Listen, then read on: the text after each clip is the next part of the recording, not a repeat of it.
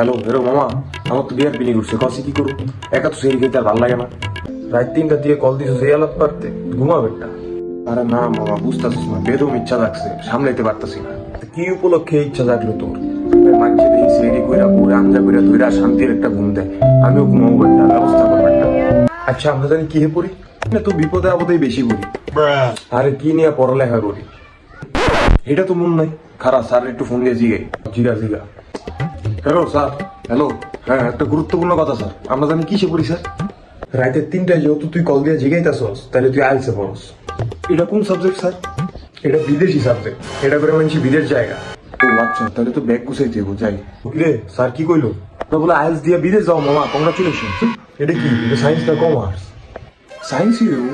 চল ব্যাগ গুছাই, বিদেশে যে শীত, তো জ্যাকেটটা দিস পড়ুন। ল বিদেশ যাই বিয়ে করুন একবারে। সেরা সেরা।